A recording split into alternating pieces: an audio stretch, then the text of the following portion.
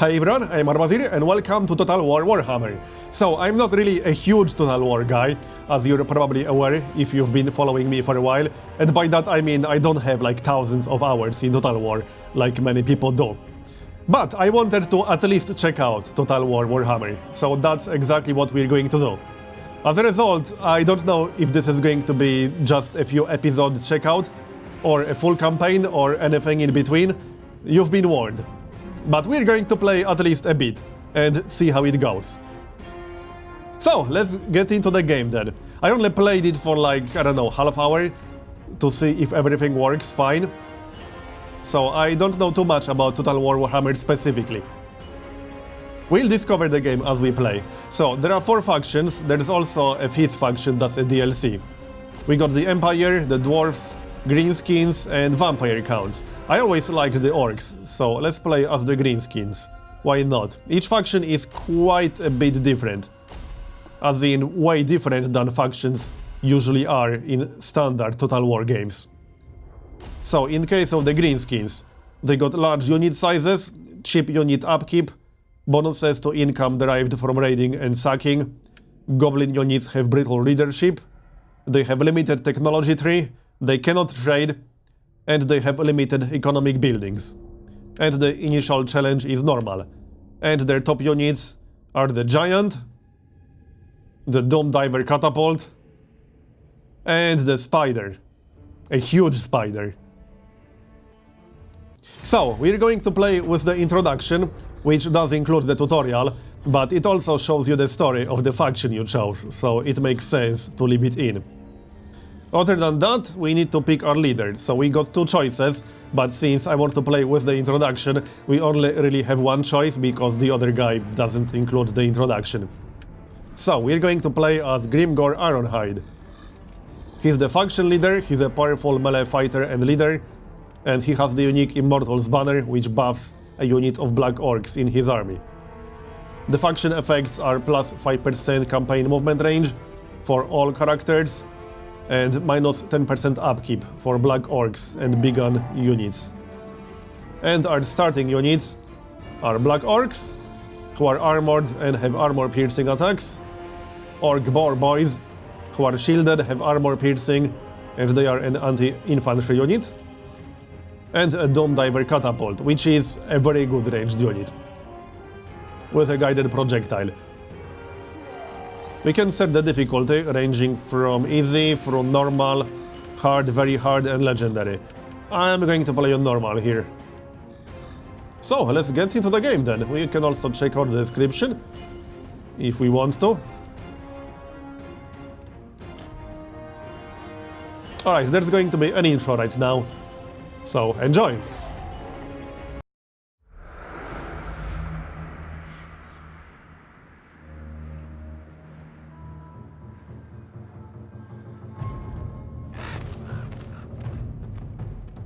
War comes. I can smell it.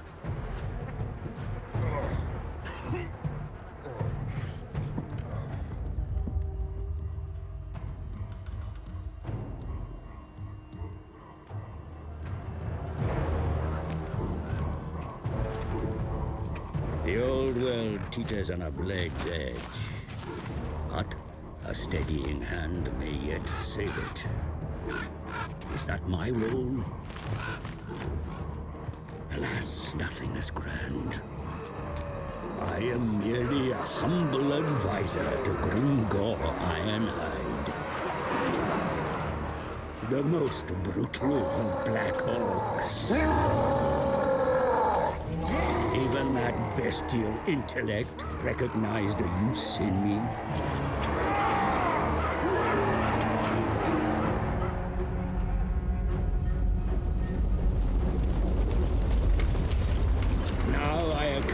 His horde as we travel south, laying waste to the stunted and rival orc tribes alike.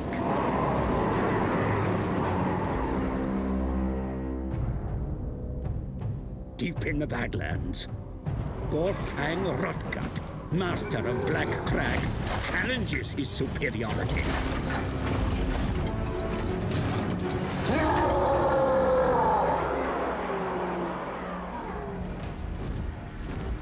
Gringor stands to take the whole of the old world as his prize.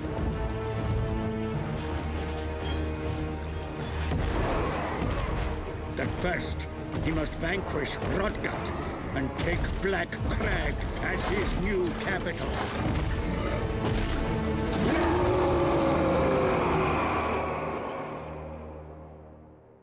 Right, you kids.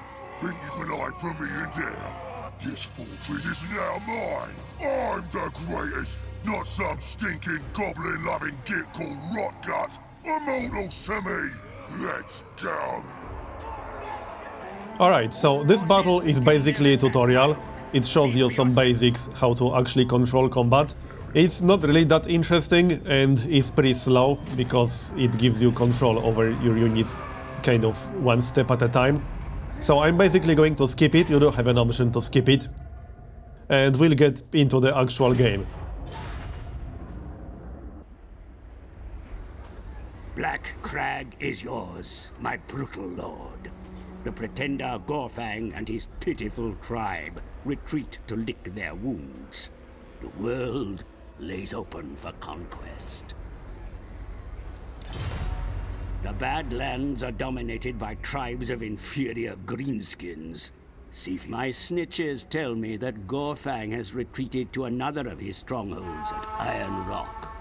Even now he will be gathering his strength against you, Savage Lord. The Crooked Moon tribe have agreed to stay out of your fight against the Red Fang. Time will tell if they are good to their word, and if not, they will feel the wrath of Gringor. The Red Fang maintain a fortress at Valea's Sorrow, from which they may launch attacks against you. It must fall. Alright, so these are the points of interest around us. And here's Black Crag. Just need to make this go away first. Gorfang cannot be allowed to sit behind his walls and raise another army. The time to move against his strongholds on the plains is now. Call your immortals to advance. Alright, here's our army. I don't think we can control Black Crag just yet. We need to do what he says. Good. Let's see what we got. We got some black orcs, we got orc boys, some goblins, goblin archers. This is basically cavalry right here. And one catapult. The catapult is pretty damn good. Your forces remain depleted by battle, my lord. But yet more lesser greenskins are drawn. Alright, we can recruit more. As such, We can recruit some orc boys. And we can recruit some goblins. And they will be ready to fight in the battles. We can grab... Orc boys are basically sword infantry, and goblins are spear infantry. Let's get some goblins. Excellent choice. Alright, looks good. The boys will begin training immediately. I hesitate to bring such a mundane matter to your savage attention, my lord Gringor. And here's Black Crag. That's basically our first city. Now you dominate Black Crag. Upgrading your training facilities will enable you to build We can better upgrade our forces building faster. to brawling I grounds, humbly suggest this should be your next action. which unlocks goblin archers and orc archer boys. Excellent. Construction will begin immediately. Patience may not be your strongest attribute. And that's the first turn done. The first turn is totally on rails. But that's fine. The Red Fangs send out a force to check your advance. It must be crushed. Take the fight to these curs before they can concentrate their forces. Alright, here's our first actual real fight. With this guy, Nash. Well then, let's have some fun. What does he have? He doesn't seem to have a whole lot. Orc boys, goblins, archer boys, archers, and wolf chariot. That's basically like a hit and run kind of unit. Alright, let's do it.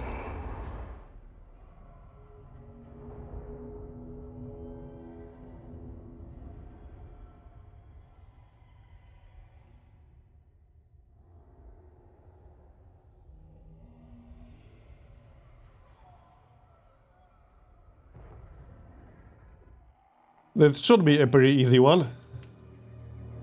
But we'll see about that. So here's our main guy. He does have a Nora, so staying close to our other units is going to be fairly important. These are melee guys, so they can be in the front in a line. We got some goblins, some spear infantry basically. They can be on the side, like so. Then we got one archer unit. On the left, we got some cavalry on the flank. And finally we got the Doom Diver catapult. The Doom Diver catapult is really good, from what I saw. I didn't see a whole lot, but I saw as much. And it has a pretty crazy range. So we can hit these guys from pretty far away, actually. Like so. We can zoom in a bit to see our units a little bit better. These are the orc boys.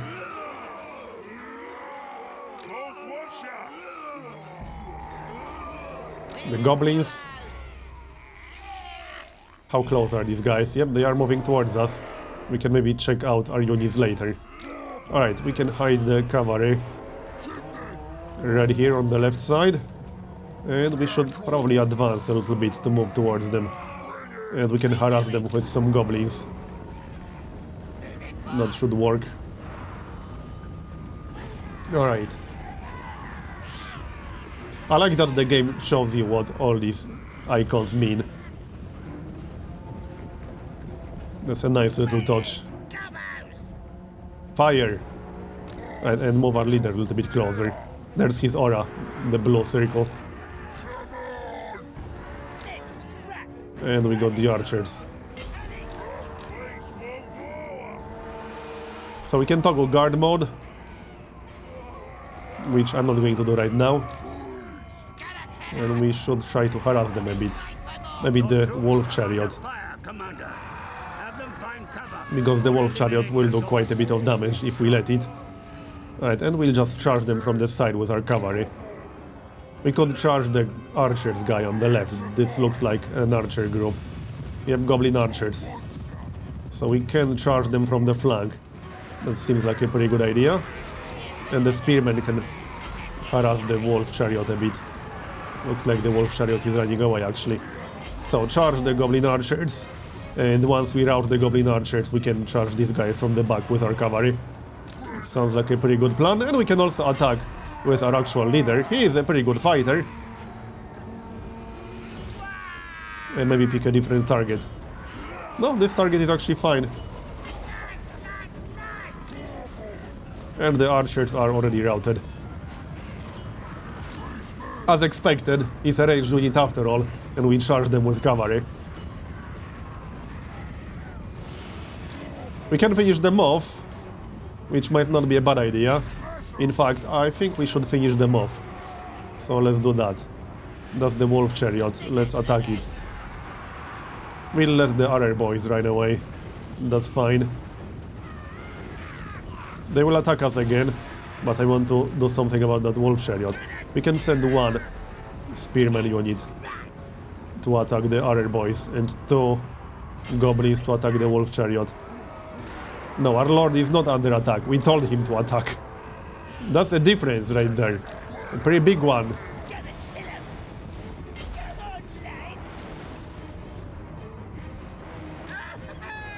In fact, we should target the wolf chariot with our catapult. That sounds like a good plan. Because it can outrun us. We definitely can't catch it with goblins, that's for sure. But we can catch it with a catapult. In a way. Oh, that's Nash. Right, we should probably attack him from the back. Because our archers will not be very good at fighting that guy. On the other hand, he is already shaken. We can charge him with black orcs from the back. And preferably kill him if possible. That would be best.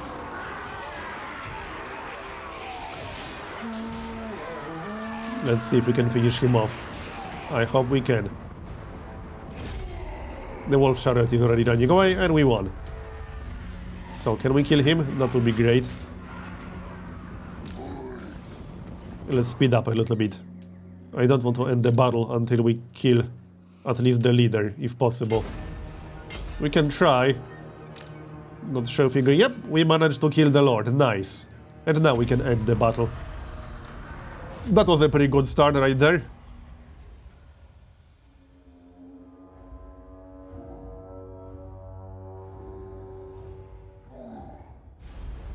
So that's our first battle. The tutorial doesn't count. We got some loot, and we got 3 options. We can ransom the captives, which will give us some gold, but it will decrease our fightiness.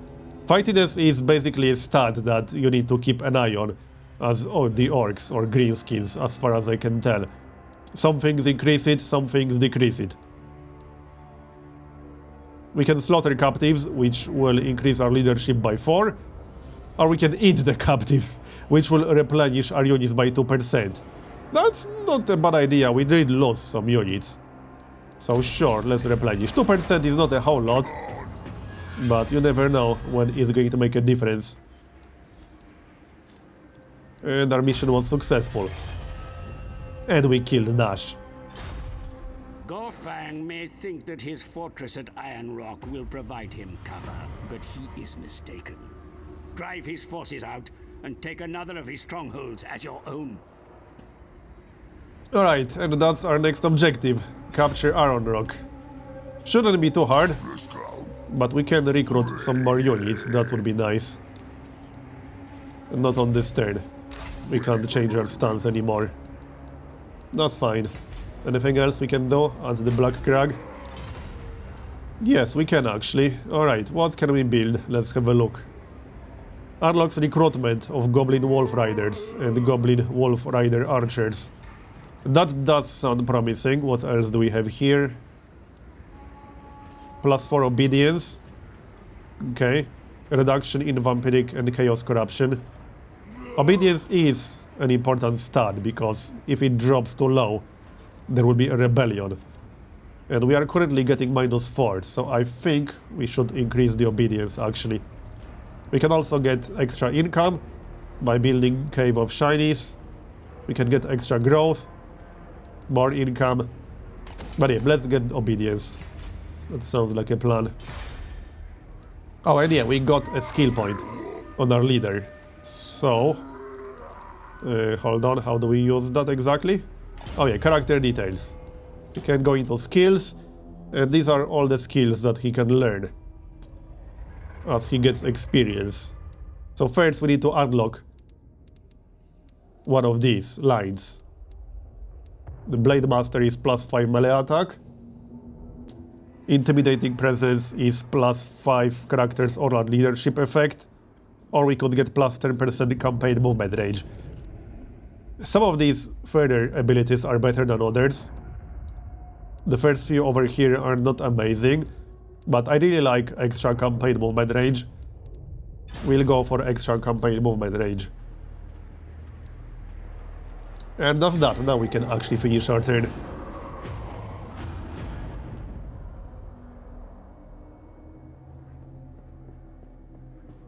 That's the army running away, but we killed the leader, that's the important part.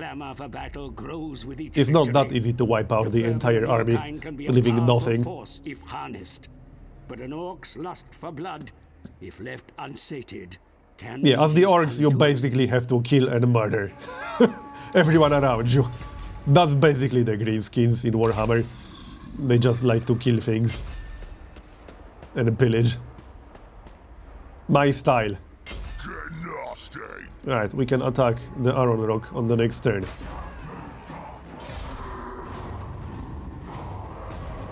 I think we should have enough units. There's no need to recruit more right now. Those mewling fools that survived the capture of Black Crag now dare to... Objective, maintain at least 10 obedience in the following provinces. Well then, how convenient. We're getting something that gives us obedience. Alright, let's capture Iron Rock. Yeah, not a lot of defenses in here. I could probably use auto-resolve. But let's do the battle ourselves.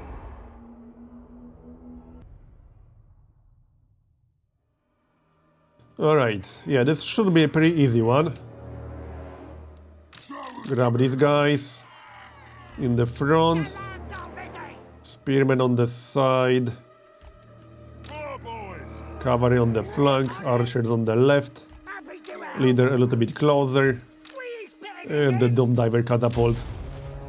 I don't think they really stand a chance. What do they have over here? Troll Eater. Sword infantry, spear infantry. Alright, fire.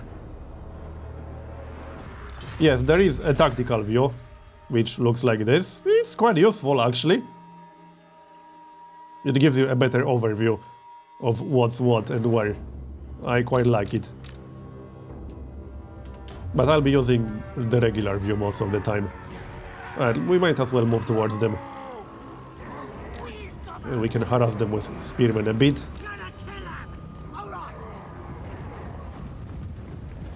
And let the catapult do its thing.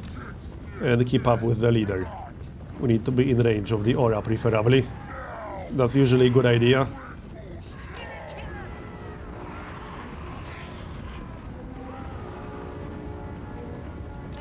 And we could try to charge them from the back. They do have some spear infantry. We could charge the spear infantry. Or we could charge them from the back once we actually engage. That's probably a better plan. We'll charge them from the back or from the flank. Whatever works. Okay, is there a skirmish mode? Or is it enabled by default? I don't think there is. Let's pause for a second. These are all spearmen, right? Yep. We can set formation. We can toggle guard mode. Okay, never mind. They are charging the actual spearmen, alright. I guess we can charge them from the back. Yeah, alright, that's not exactly what I planned. Let's move away. That's sword infantry. I'm not going to engage them. We should target the sword infantry with our catapult, though. That should work just fine. And charge these guys from the back. And there goes their general. Easy enough, even though it didn't go quite as planned.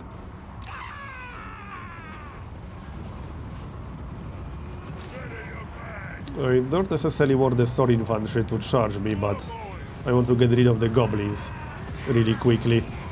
Should be easy enough like that.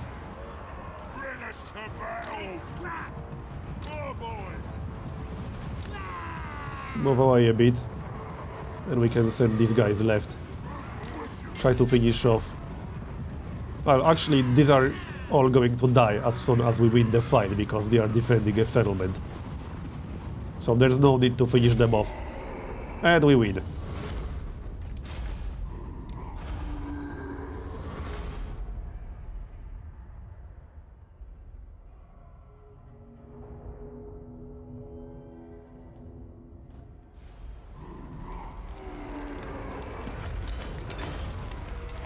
We got some loot.